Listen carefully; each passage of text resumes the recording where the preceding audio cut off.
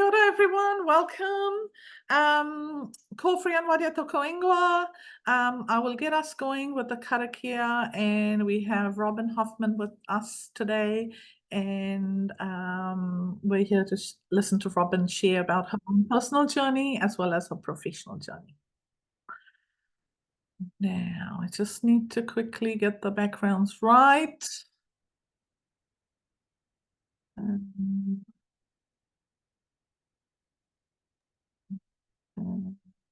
Here we go. Perfect. All right. Karakia te matanga. Manakitia tēnei hui, manakitia tēnei ropu, manakitia tēnei whānau. Tainoa ki tainei kaupapa, arahina nā korero, arahina nā patai, arahina nā ture nei, kia puta ai te maramatanga. So bless this meeting, bless this group, bless this family as we come together for greater understanding. Guide the discussions, guide the questions, guide the intent so that we move onwards to the greater understanding we seek. All right. Welcome, everybody, and welcome, Robyn. Really, really exciting to have you here. And I'm really looking forward to listening to you about your journey. Robyn is a mom to a young, stable lady, and she has been in this sector for a long, long time now, Robyn, many years, and I will let you speak about some of that yourself. But look, we're just really, really grateful you are here to share all your expertise, your experiences, your insights with us. So thank you. And just to let our listeners know, anything shared in terms of, personal experiences and stuff, please be mindful of it. Please be respectful of it. We all come with our different perspectives, journeys.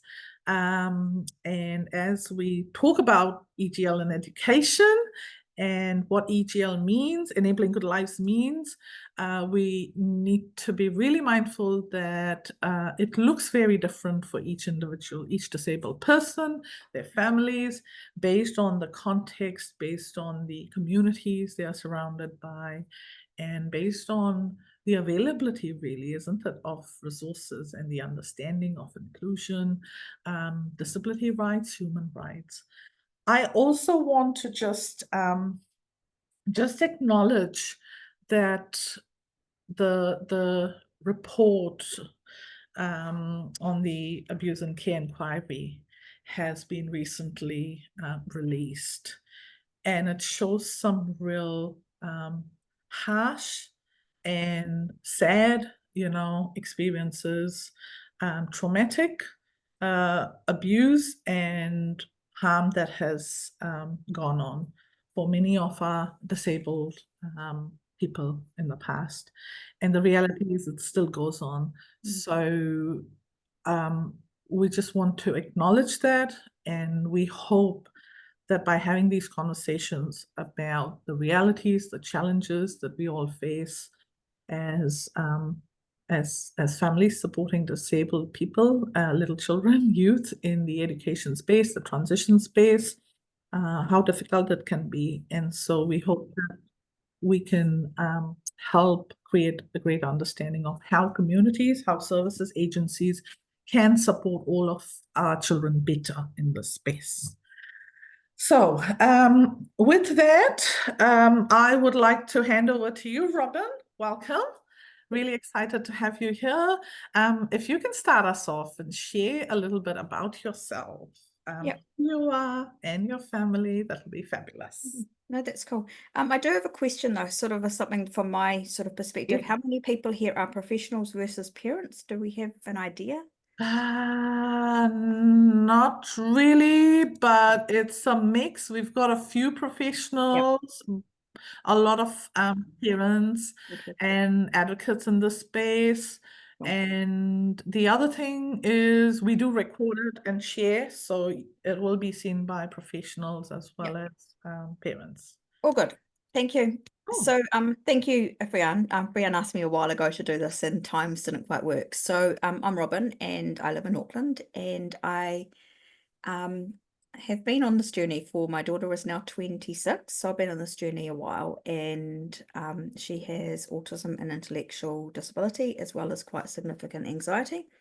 And we've had a really interesting journey, I would guess, through the education system, but also in all of the services as we go through for all these many years. So if we go back to when she was a bit younger, and she was 2, and we went to a preschool, and the preschool was Sorry, no, I'm just making sure we spotlight everyone. I'm really sorry. it's okay. I didn't realize I pinned instead of spotlit. Okay. Yeah, that's all. So that's fine. So when she was about 2, she was in preschool, and the preschool were a little concerned about her. And I'd already kept mentioning something that wasn't quite right, because she wasn't talking and lots of things just weren't quite right.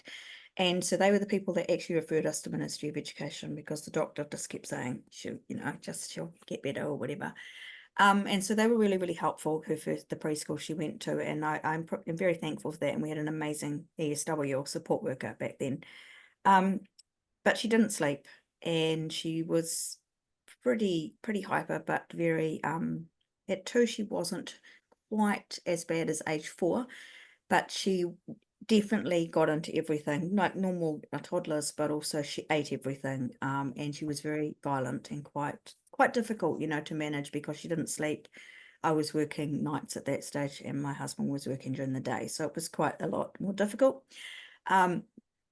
So I drop her off to kindy and preschool, and then she went to kindy, and I said, no, she hasn't slept. Now I'm going to sleep, and answer that. When she went to school, so going to the next transition for school, because I think we will work up to the last transition, but when we went to school, we had an EIT, or early intervention teacher, and they were very insistent that she needed to go to mainstream.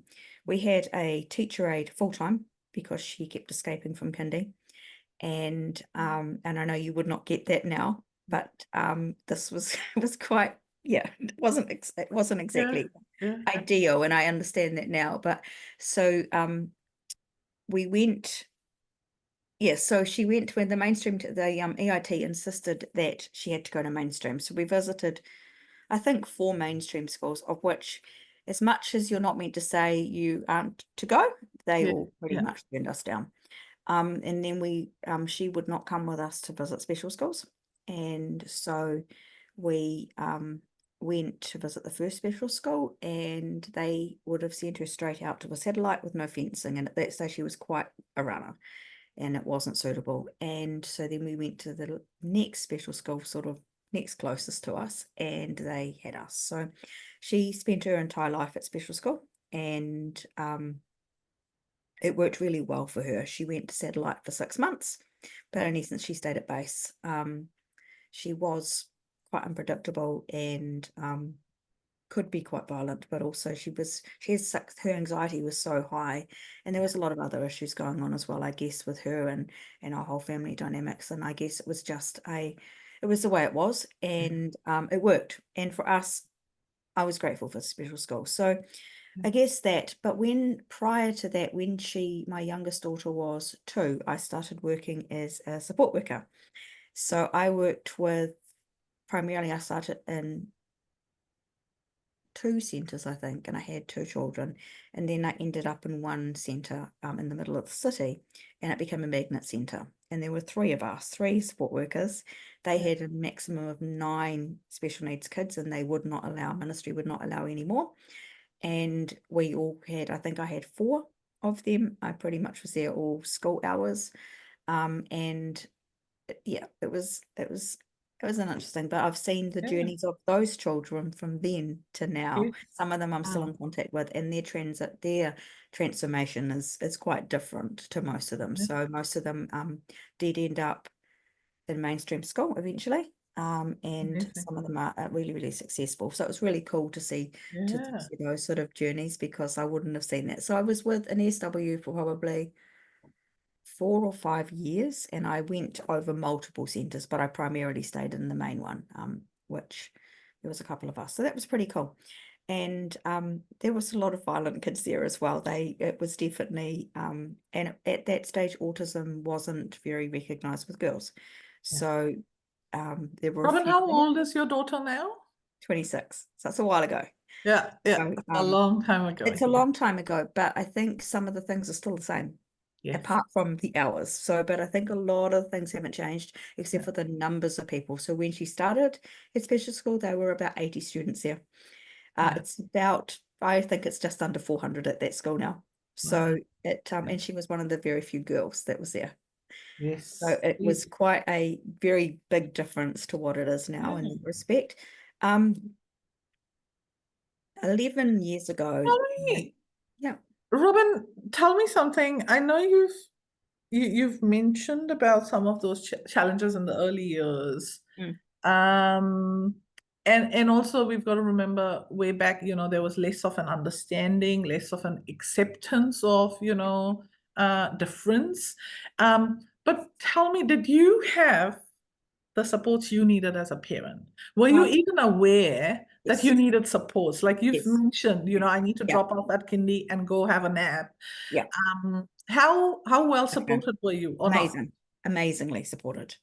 Okay. So I credit a lot of my learning of the system to a social worker we had when she was 2 to 6 years old. She taught me so much, and I'm forever thankful for her. She explained the system. We had also, it wasn't Taikura Trust in Auckland at that stage, it was an needs assessment service, which was in the hospital, and I had an amazing person from them as well to start off with. So I was very blessed in that, but I also connected with, at that stage, Autism New Zealand had a support group. Well, we set up a support group, and so we met I think every weekend or every second weekend, and we went and did like activities together, like we'd get a hall and we'd all get together and stuff. Yeah. And also at that sort of time, there was a huge drive towards visuals. Yeah. And she is very much a visual person. She uses pens or visuals, or at that stage it was mostly photos, but she's actually okay with either photos or visuals. It doesn't really matter too much with her. And so there was a big drive in that, and we had them everywhere, like everywhere in our house. And she learned, because she wasn't talking, she didn't talk till she was 6, and the language was pretty limited. She does talk a bit now, but still not conversation wise. So it's been but she definitely knows how to communicate, and it calms her with her visuals. Nice. So she also has now an AAC device as well. So, and also she knows how to use that, and she's been quite useful when we needed to find specific information out. That was much more easier to do that. I've learned a lot of methods. So I've learned sign. When she was little, she's used visuals. We've used ASC. We've used talking mats. So multiple different ways of communicating with her. She doesn't read and she doesn't write. And as much as we've tried, it's clearly not something. We'll look at books, but that's it. But I guess with people always said to me, does it get better? And I kept thinking every time, I'm like, is it going to get better? Is it going to get better? And but when you look back at it, it just changes. So things that were really horrible back at a certain time, they're still maybe there, but they're just different. And I think everything evolves and everybody changes. So what I couldn't have tolerated before, I can tolerate now an awful lot easier. So there's certain things, and I think that is probably one of the key things I say to families, because that's a question I get asked. Will I get better? And it's like, it just changes. And as your person ages, things change, everything is different. So, You know what? When you were talking, I was just thinking, and at the back of my head, you obviously had the EGL principle of beginning early ticked off because you had the right supports for you. And although she struggled, at least you had the supports to keep going and make sure, things were in place. So it doesn't matter what stage, like you say, things change. It doesn't matter what stage. We've got to be mindful that we are beginning early at each new stage that we are 100%. embarking on. And that's exactly what I found. So my oldest son is now 19, second one is 17 and a half. And I still remember the first battle we had, just getting into preschool. And I was so proud of myself when I did it. And I thought, yes, the battle's won.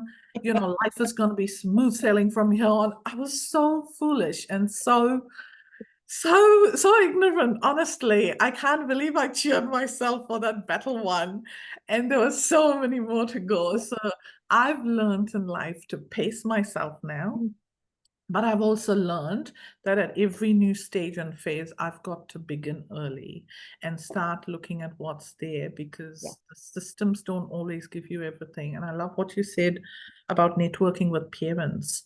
And I think that's a huge one. And it fits into not only the beginning early, because what do you do while you wait around for the support and the, professionals to come, and you connect with parents and you start having the understanding that, helps you keep going. So you're beginning early with the peer networks.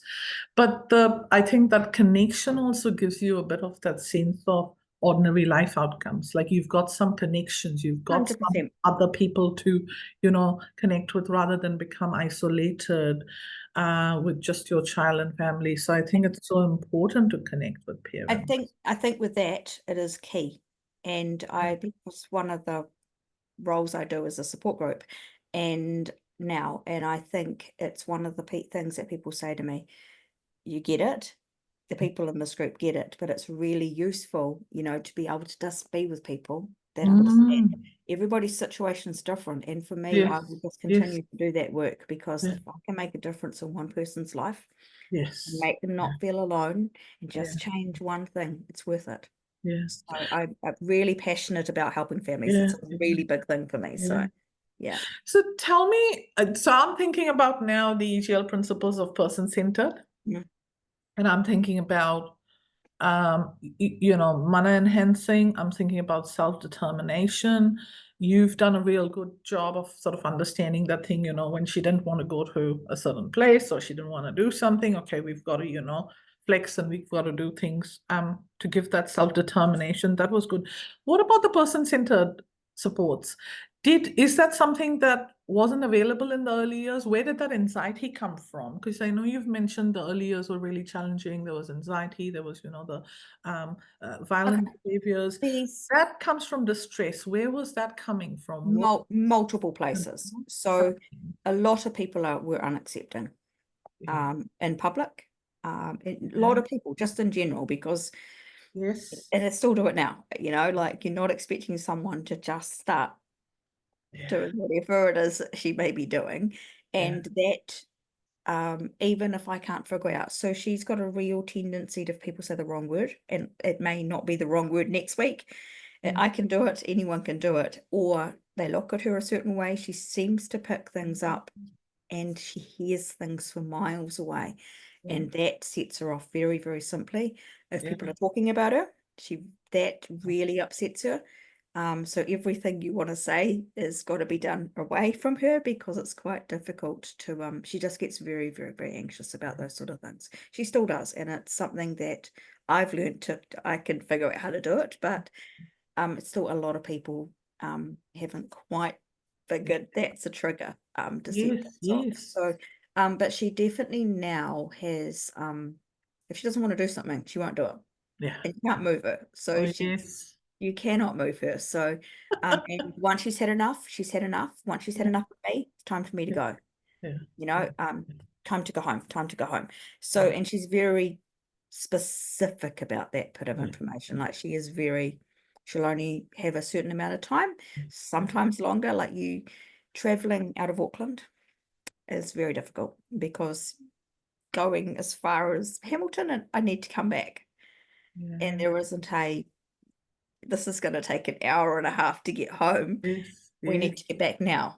And that's a really difficult thing that it's been quite a difficult journey. And I've struggled with that when I'm wanting to do a really good thing, and it backfires on me. Not every time, but most times. So yeah. That's really interesting. What I personally found in my experience, Robyn, was it took me a while to realize that that I have to create those opportunities for self-determination and agency, because if you don't give them that, then it does build up into a lot of stress and frustration. And it does mean sometimes we have to plan things differently, or we have to find a new normal, you know. I used to get really frustrated that as a parent, I wanted to do certain things with my kids, simple things like, you know, Mhm. take them to the park and, you know, go to here on the weekend or do something.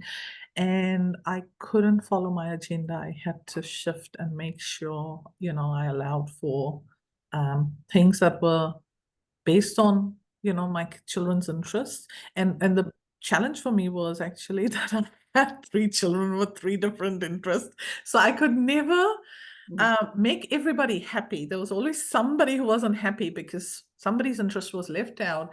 And I think it took me a while, but I just had to realize that we were probably gonna be happier doing one-on-one things with the kids rather than trying to force them all three together. But we did find something that worked well, and for us, that was eating out.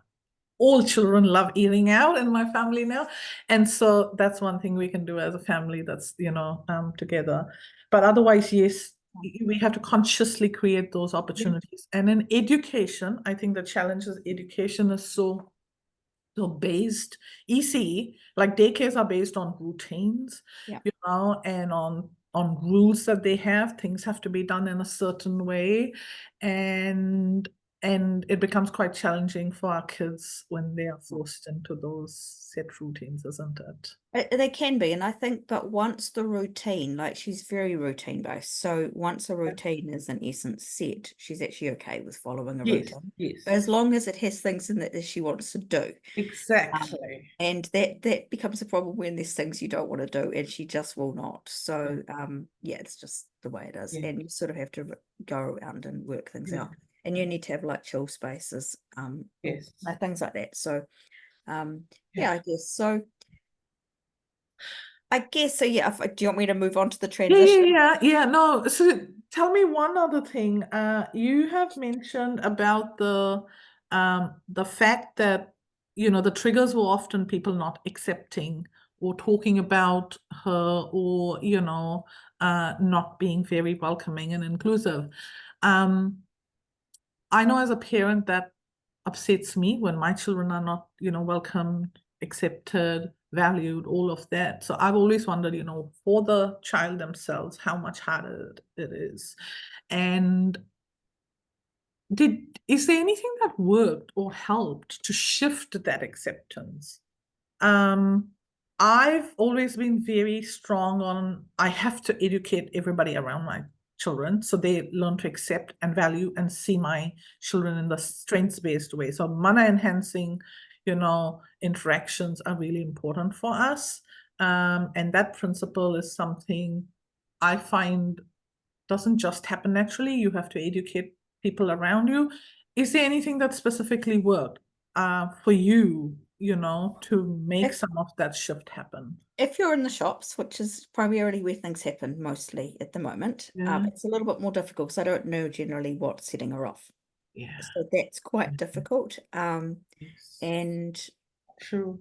yeah, it's quite a difficult, and you don't have time to educate people, even tell people, because you're Yeah, trying to get, because she will bolt out of the shop and yeah, then sit in the car with the horn going. So yeah, there's not a lot of window of time frame. yeah, And yeah, that in essence, so you've got to watch and yeah, so that sort of yeah, thing.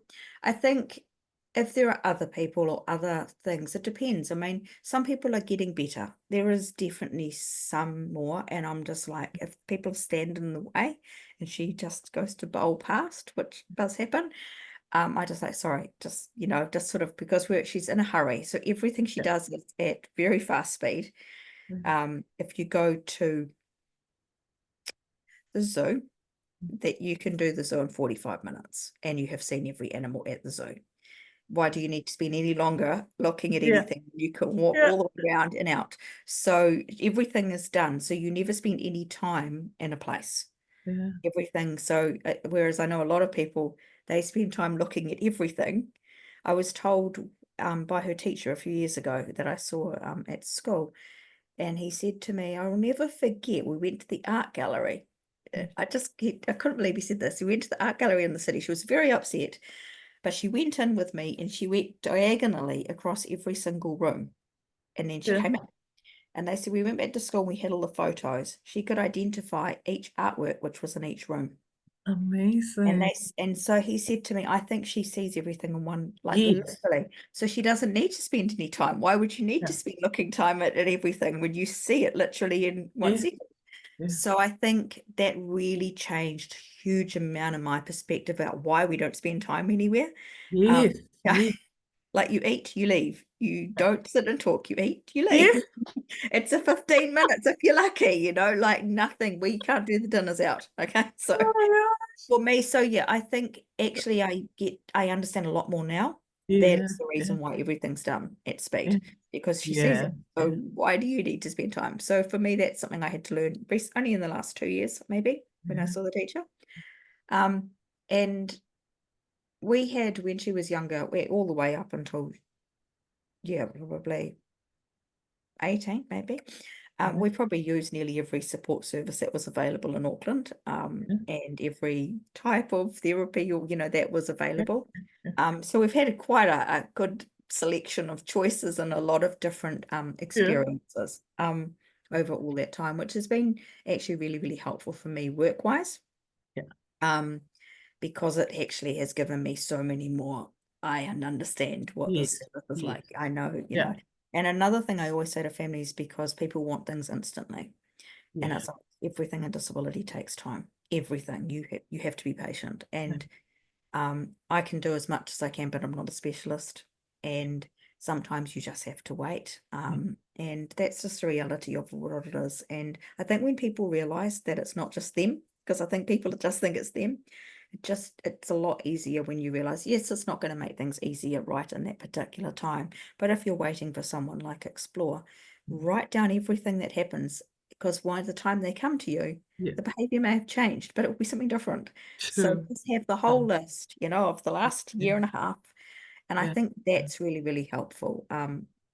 I think for people to do is, to pick up on, and because it gives you way bigger a Yeah. picture of a person and Yeah. how and when you can change things. Yeah. Yeah. Yeah. I really like what you said about, understanding her motivations and understanding her perspectives of why she does things Mm, really helps us, mm, change our responses. yeah. For me, I always used to wonder, like, I knew he had a purpose. I couldn't figure out the purpose or understand the purpose. What I love is now, in the last sort of, I would say about, 5 to 10 years, there are so many more autistic adults, disabled people starting to share about their personal Yeah. journeys, their personal insights. And I think for parents like you and me, Mhm. who have children who cannot speak and express themselves always, Mm, I find it really valuable to read those blogs or, hear their insights, because they help me figure out things about my children and, what are they doing? Maybe this is the reason, maybe that's the reason, and really start making sense of them. The other thing I found to help understand from their perspective is really starting to understand the neuroscience of stress, yeah. anxiety, trauma, and really understanding the nervous system. It often comes down to the nervous system, how safe you are feeling, how valued you are feeling, how you can Yeah. connect with things around you, and whether you have those accommodations, adaptations to enable that to happen.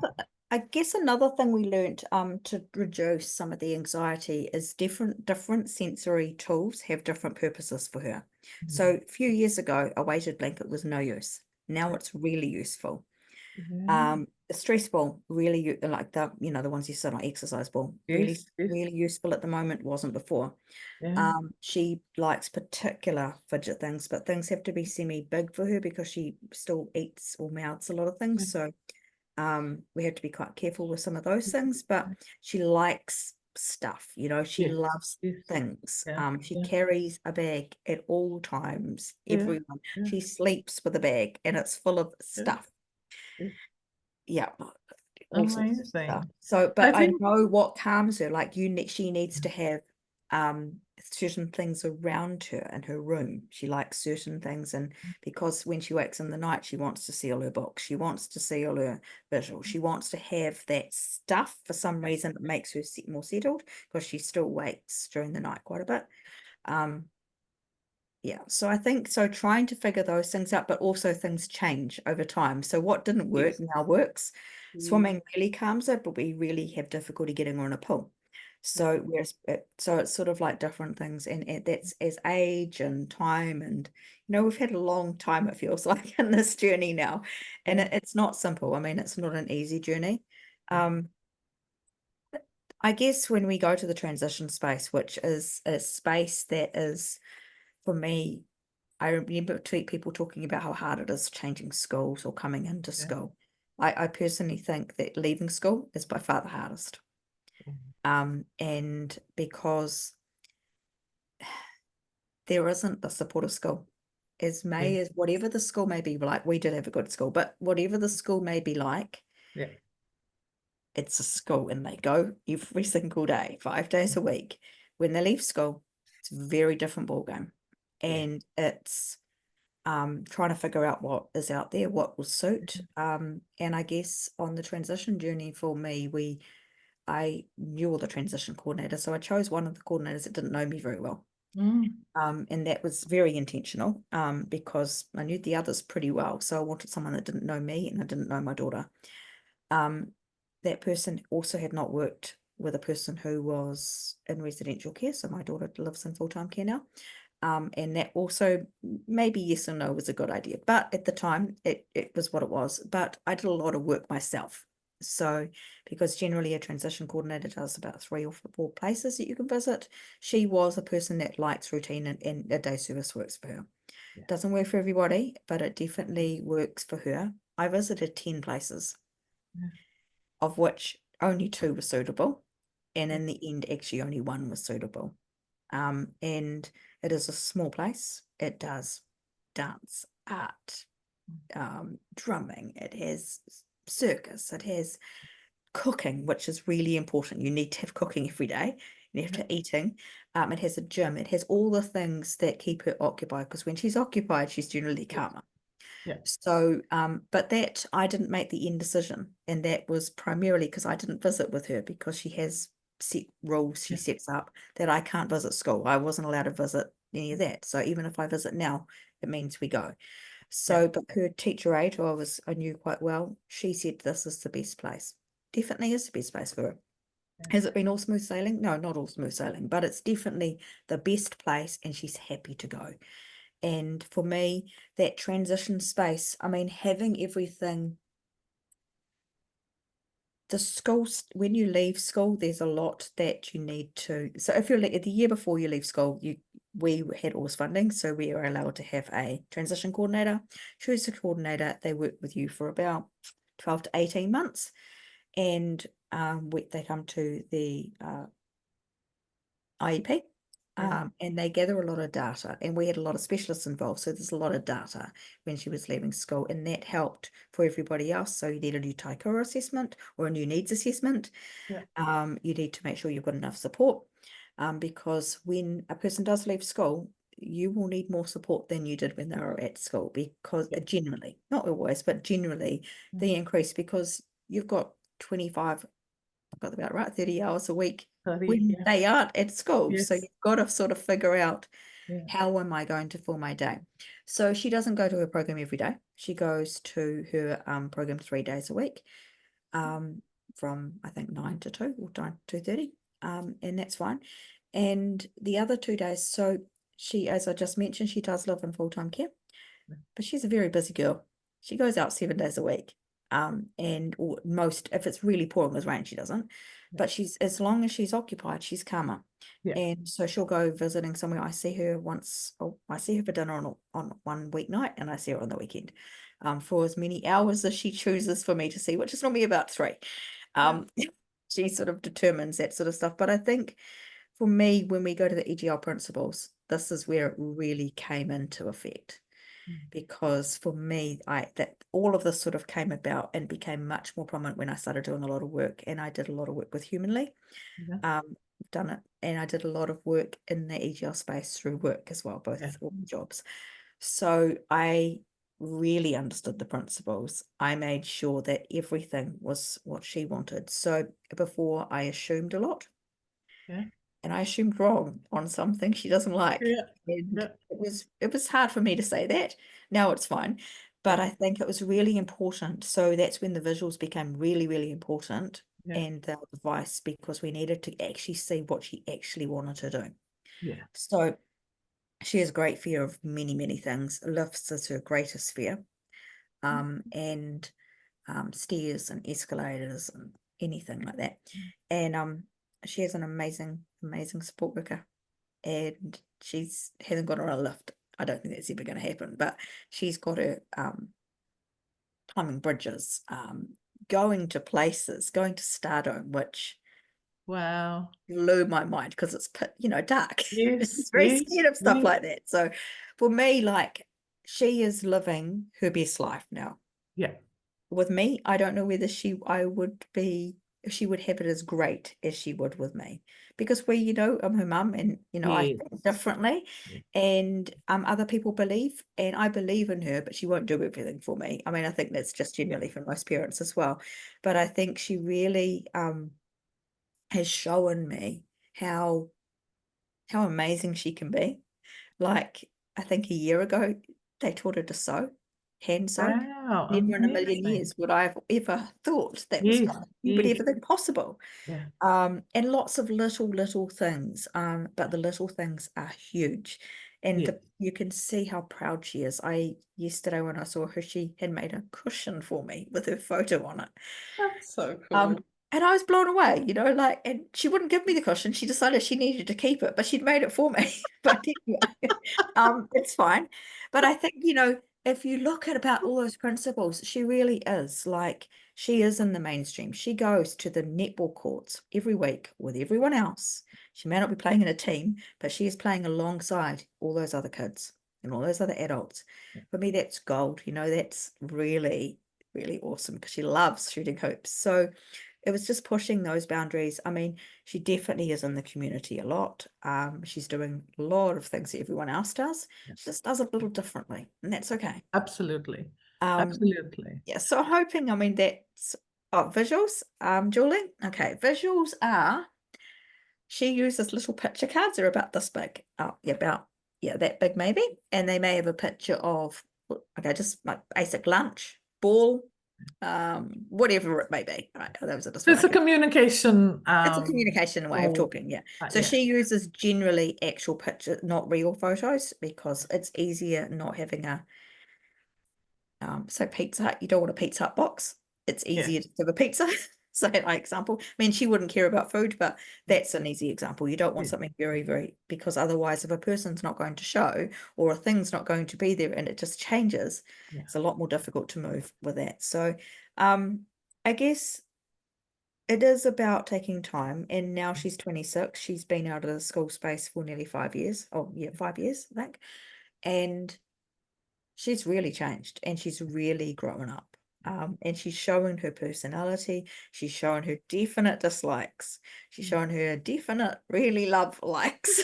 Yes. And Yes. that's super cool to see. Like, I mean, and I think, yeah, I do put a lot of work in as a parent, an awful lot of work. And I know not everybody has that Yeah. ability. Um, I think there's so much that we need to do in the background, even if we are not the ones with them doing everything, the planning, the organizing, all of that. yeah. It's so huge, isn't it? Yes. And especially for our non-communicators, non-verbal communicators, it's really, really, really hard, because if we end up doing everything, we are giving them a life through our lens and through our perspectives only. And so the more they connect with others, the more they have others, I guess, providing input, perspectives into their lives, it really does help. And when I say others, not just any others. Yeah. It's others who know them, others who understand them, others who value them, Yeah. right? And can see them through that strengths-based lens. It's so, so critical and important. And the other thing, Robyn, you've touched, I really want to highlight is the mainstream first principle. Yep. Because, you know, I've been making sense of EGL for a long time. I've always been very passionate about inclusion and sort of making sure kids are in the mainstream spaces. But I also have a son who is in a special school, not because we chose a special school, because literally we were forced into it. You know, the intermediate would not have him. Yeah. And we were booted out of that school. So I guess for whatever reason, sometimes our children do end up in, you know, special schools or residential spaces, and we can still apply EGL 100%. principles, you know, in different ways. And it's really about looking where we can build the connections in the mainstream spaces, where we can build connections in the community for the participation interaction. And the other thing I want to highlight is mainstream first principle is not about just the disabled person, you know, being in mainstream places. It is about mainstream places being welcoming and accepting. Absolutely. And offering those adaptations, accommodations, so that our disabled people can access every single mainstream space. And that is what it is about, isn't it? It is about that. And I think, you know, this is a really good, I was thinking about something that happened about maybe 6 weeks ago. There was an event in Mount Roskill. Now, I had no idea she was going to this event. It was in a community centre. There looked in the photos at least 100+ people in this building. She was up there dancing. It might have been celebrating just before Matariki. She was up there with her boys in the whole dance dancing with everybody else. She was doing all the art. She was doing all the creative stuff. She was sitting with people. You could tell she was chatting to people. She really likes Pacifica headwear and lace. Really loves them. They'd given them to her. She had those on. And she was really immersed in the smiles and the genuine. And you could see people were really open to it. And it was awesome to see, from not actually physically seeing it, but seeing it by photos, because photos tell a million things to me. Yes. And I just thought, you know, this is something I don't think she'd ever do for me. Yeah. She's brave, you know, and to be able to go and do these things Yeah. with everything. And she says hello to every person you walk past, which, you know, when someone says hello back to her, she gets really excited, because 99% of the time people don't say hello to her. But she says that it doesn't matter. Hello, man. Hello, lady, all the time. Everyone you walk past. So, but it's really cool when people do that. And that, you know, it's a simple thing. Yes, people get a fright because they're definitely not expecting it, because it's not what most people do. But she just keeps doing it anyway. But So I think for also, those, all of that mainstream stuff, all of that stuff is out there, and she's really, it's good. It's awesome to see. Yeah. The other thing is also, I think when you are regular with the places you visit in your local community, you know, people get to know you. But this is prior to COVID. My oldest son used to go. Yeah, go ahead. She'd never been to that venue, by the way. Ever. Wow, amazing. Never been in the building. Yeah. But and so this is what I found is when you visit and frequent the same spaces, people do get to know you. So prior to COVID, I had a carer who used to take my son regularly for swimming, and that's because, you know, he loved water and he loved swimming. And I didn't go. I only went once in a while, probably in the school term holidays or something. Occasionally, you know, one-off sort of, I'd go in the evening with him. And I used to be really surprised, because when I went and there was no carer, sometimes there would be people who'd say things to me like, "Oh, are you the new carer?" Or, "Oh, you know, he's come with you today. Where's the usual, you know, carer?" And I'd be like, "Oh no, I'm his mom." And they'd sort of start saying, "Oh, that's cool. Okay, nice to meet you." You know, he's see him regularly and this and that, and you know, they say hi, hello.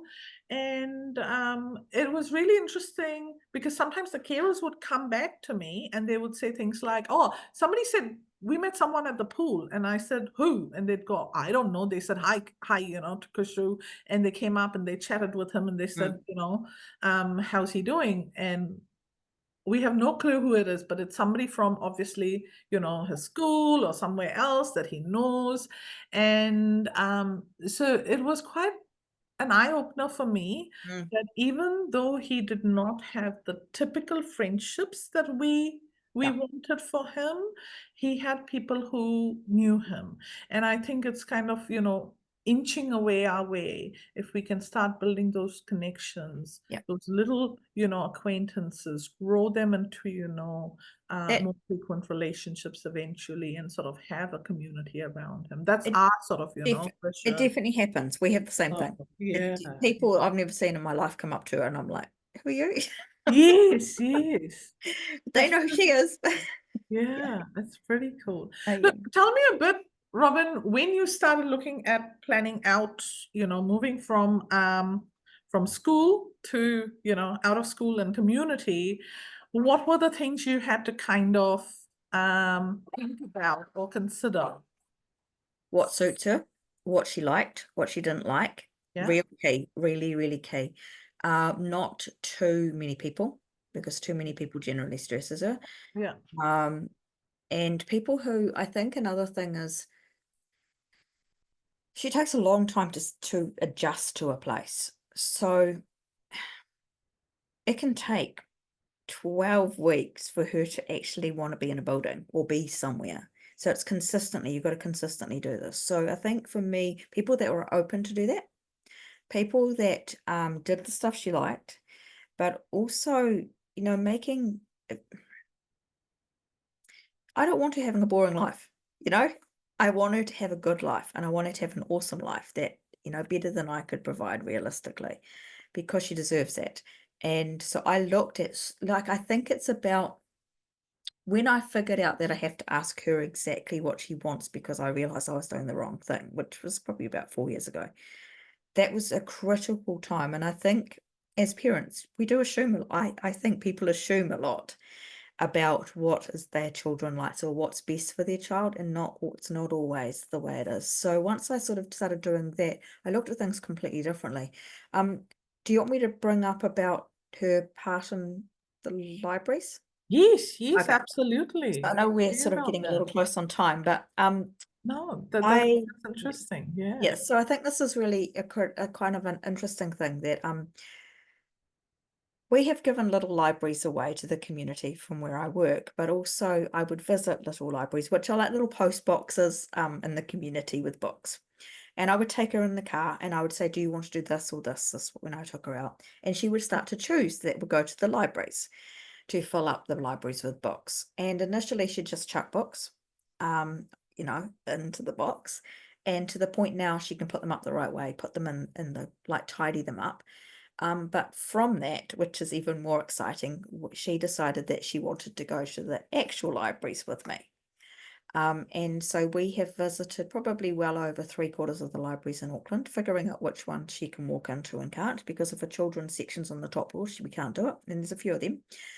But we've visited a lot of libraries. I know which ones are really good and which ones aren't. But from that, she decided that she's going to start getting books out. So I had to teach her how to we had a card for her, a library card, and we had to teach her, and she can scan her own books out. She's allowed to choose 10 at a time.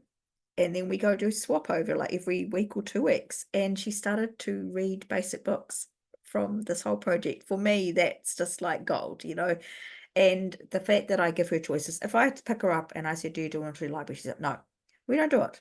She's told me yes or no. And if she doesn't want to get out the car, she got given the name The Book Fairy by some other people who saw her. And it's really, that for me is really in the community. That is really mainstream. That is nearly every EGL principle, I think, personally, it covers. And it's just made me such a happy person. Like, she's finally doing these things, Yes, but yes. also really contributing. And I think, this is, and she definitely says yes or no. Like, if she doesn't want to do something, she just won't. Yeah. So it's really be given. I So really think that the purpose and the opportunity to contribute is so important. And I think as parents, we have to create those opportunities. As correct. people working with our kids, Yep. we have to make sure they create those opportunities. So when the kids were in school, one of the things I used to often tell the teachers at the beginning of every year was I used to say, give my child a role, something that where they are contributing and doing something for their classmates or, for the Yep. school. And it varied, and I was blown away. So they had different things. Like one year, Fisher had the role of a library monitor. And I thought, oh, is he gonna really tidy up? Like, he doesn't even Yep. tidy up toys at home. Is he really gonna do that? But I actually had another mother tell me, just drop-offs and things like that at school. She said, oh, I heard Krisha's the library monitor. And, she says, oh, my son told me he does a really good job and he tidies up everything like twice a day. I didn't even know he was doing it twice Yep. a day. But, it made Yep. me realize, others were noticing that too, when our kids have those opportunities to give rather than just take.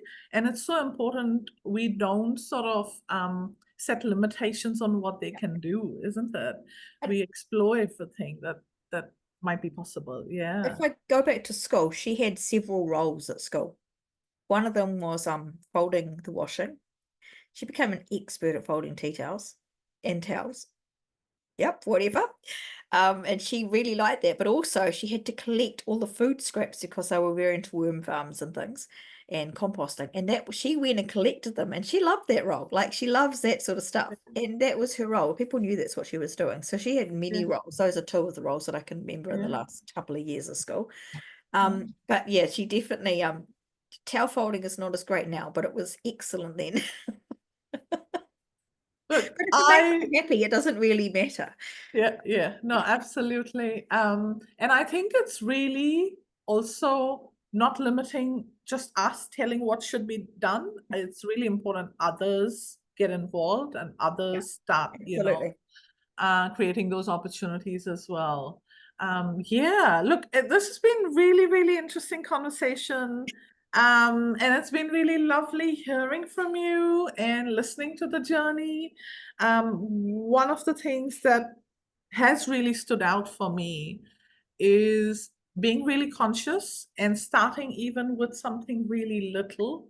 Those tiny, tiny steps is so important.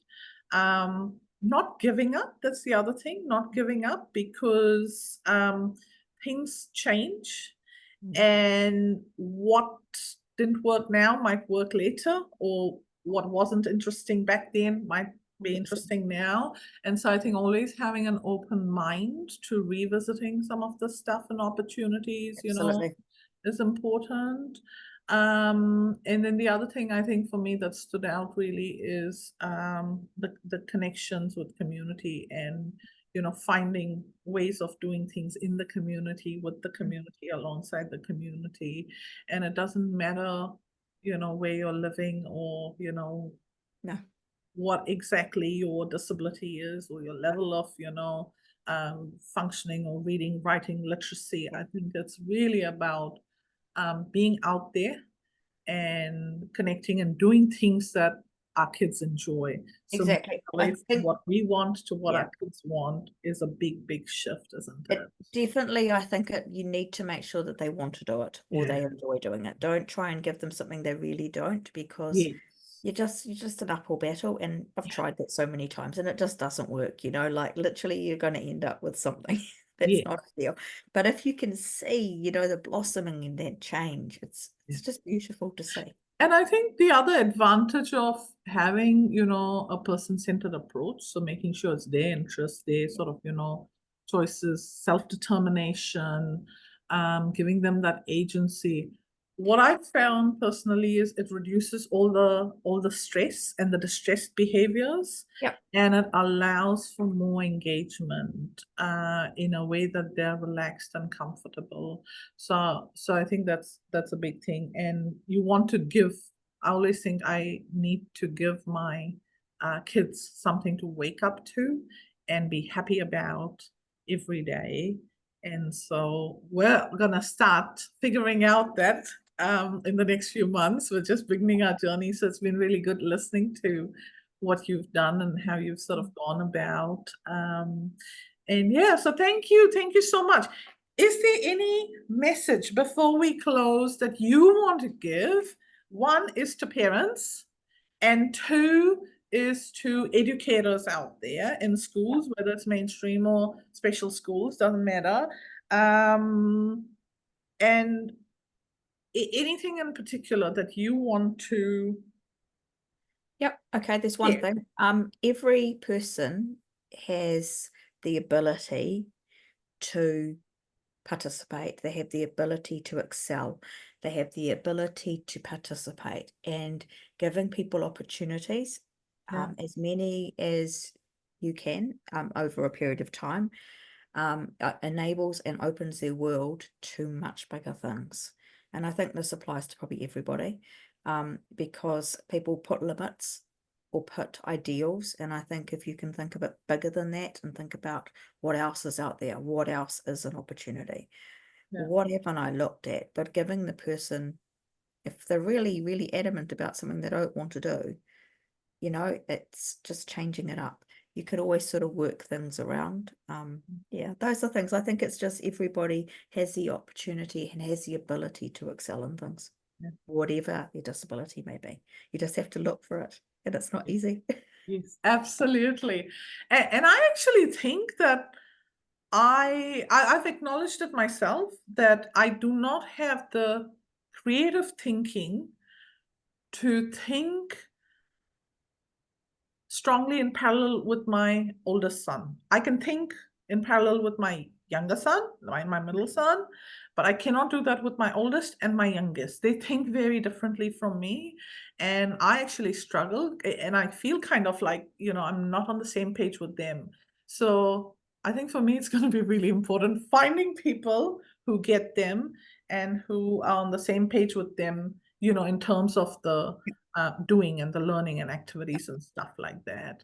I can connect at that emotional level, and I can really tell, the states they are in, are they regulated or not, what I need to do to support that.